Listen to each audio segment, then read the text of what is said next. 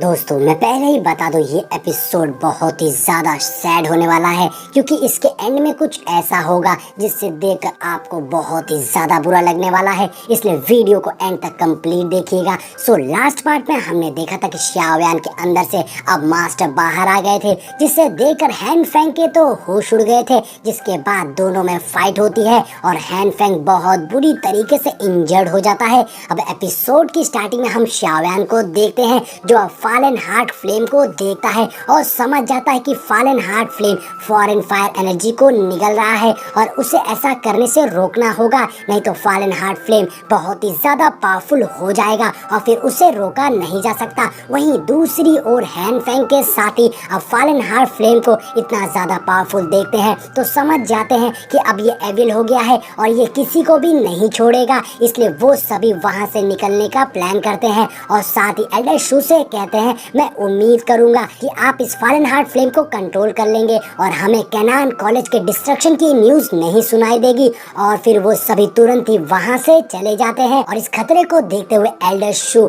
वहां मौजूद सभी स्टूडेंट को इनर कोर्टयार्ड से बाहर जाने को कहते हैं और बताते हैं कि आप सभी नीचे माउंटेन में जाकर छिप जाइए। जिनकी बात मानकर कई सारे स्टूडेंट वहां से निकल जाते हैं, मगर xiaoyan के साथी वहीं रुकते हैं क्योंकि xiaoyan अभी भी वहीं था। अब यहाँ मास्टर xiaoyan से कहते हैं, बुद्धा एंगर लोटस एनर्जी को यूज करने से xiaoyan की डाउ की बहुत ही ज्यादा कम हो गई है। इसलिए इस फॉलन हार्ट फ्लेम ने एक्सप्लोजन एनर्जी को एब्जॉर्ब करके अपनी स्ट्रेंथ को बढ़ा लिया है। इसलिए इस वक्त ये बहुत ही ज्यादा पावरफुल हो गया है और इसे हराना इम्पॉसिबल है। अच्छा यही होगा कि हम यहाँ से निकल जाएं। लेकिन xiaoyan सोच रहा था कि अभी उसका जाना सही नहीं होगा। तभी पीछे से एल्डर शू भी xiaoyan को वहाँ से जाने को कहते हैं। जिसके बाद एल्डर शू सभी एल्डर के साथ मिलकर एक डायरेक्शन ड्रैगन बाइंडिंग फॉर्मेशन को क्रिएट करने को कहते हैं, जिससे वो सभी मिलके फॉलन हार्ट फ्लेम को पूरी तरीके से सील करने वाले थे। जिसके बाद सभी एल्डर्स मिलकर अपनी एनर्जी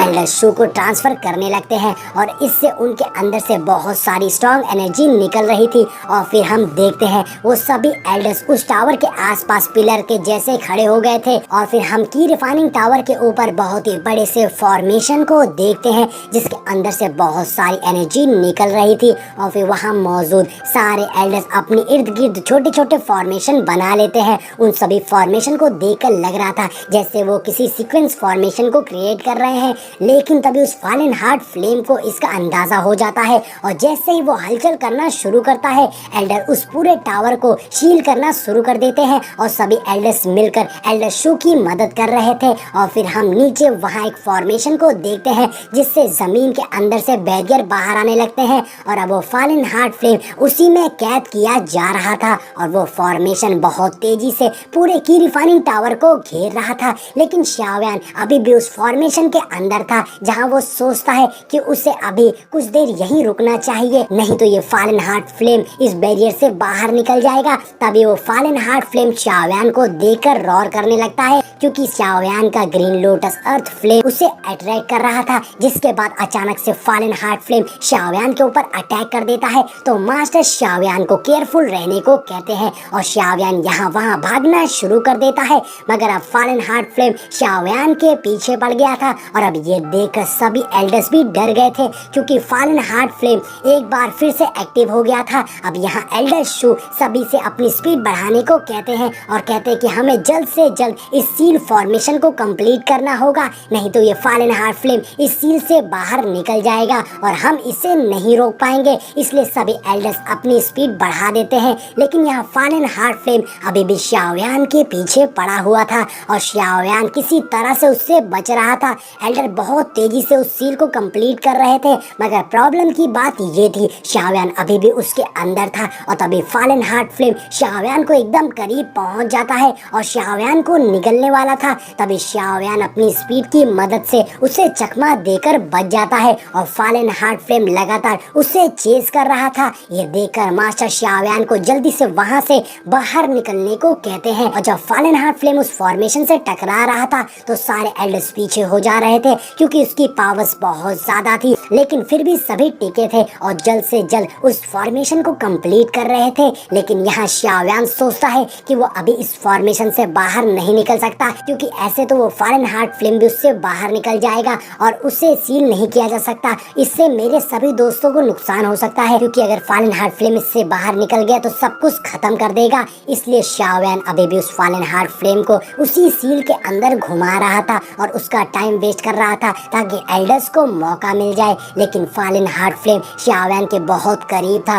और उससे कई बार निकलने की कोशिश करता है। शाओयान बाल बाल बच रहा था और अब बाहर खड़े सभी लोग ये देख रहे थे कि कैसे शाओयान उससे बच रहा है। अब एल्डर्स को भी शाओयान की फिक्र हो रही थी। शाओयान अपनी रफ्तार की मदद से उस फॉलन हार्ट फ्लेम से बच रहा था और उसे यहाँ वहाँ पटक रहा था। शाओयान देखता है कि फॉलन हार्ट फ्लेम अभी भी उसके एकदम पीछे ही है, इसलिए शाओयान बहुत तेजी से नीचे की ओर जाने लगता है और जब एकदम जमीन के करीब पहुंच जाता है तो शाओयान पलट जाता है, जिससे वो फॉलन हार्ट फ्लेम जाके सीधा जमीन से टकरा जाता है और वहाँ बहुत ही बड़ा धमाका होता है। और ये धमाका बहुत ही ज्यादा स्ट्रॉन्ग था, जिससे वहाँ फॉग छा गई थी। लेकिन तभी उस फॉग के अंदर से शाओयान हीरो जैसे निकलकर बाहर आता है और ऊपर को जाने लगता है, जहाँ वो उस फॉर्मेशन से बाहर निकलने वाला था, क्योंकि उसने उस फॉलन हार्ट फ्लेम को ठिकाने लगा दिया था। और अब शाओयान यही सोचता है कि अब सब ठीक हो गया और शाओयान उस फॉर्मेशन के बहुत करीब पहुंच गया था और उससे बाहर निकलने ही वाला था कि तभी अचानक से नीचे से फॉग के अंदर से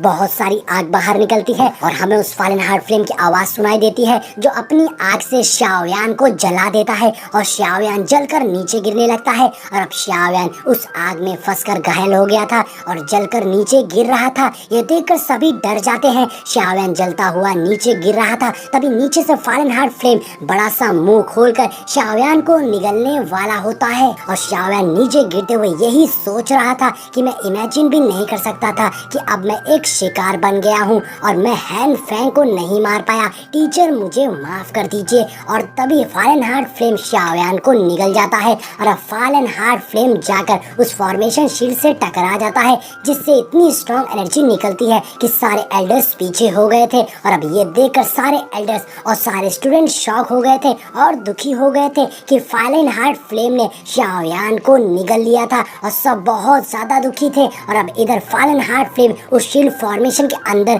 ट्रैप हो गया था, लेकिन वो लगातार अटैक करके उस फॉर्मेशन को तोड़ने की कोशिश कर रहा था।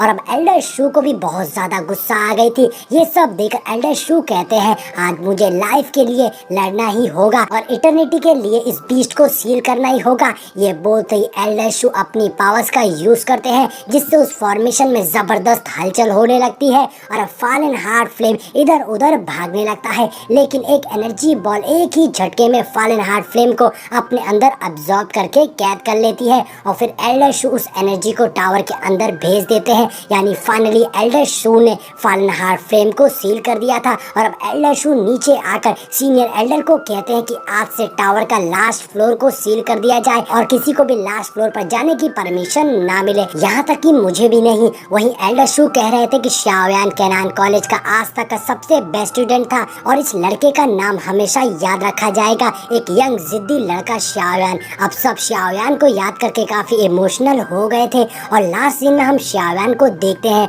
जो एक अलग ही स्पेस में जाकर गिर रहा था। और इसी के साथ ये एपिसोड यहीं पर एंड हो जाता है। दोस्तों, मैं इस सीरीज का ट्रेलर एक्सप्लेनेशन बहुत जल्द ले आऊंगा, लेकिन इसके लिए आपको बहुत सारे कमेंट्स करने होंगे। अगर मेजोरिटी में कमेंट आते हैं तो मैं इसका ट्रेलर एक्सप्लेनेशन आज से कल के अंदर ही अपलोड कर दूंगा। चलिए मिलते हैं नेक्स्ट वीडियो में और याद रहे चैनल को सब्सक्राइब जरूर कर लीजिएगा।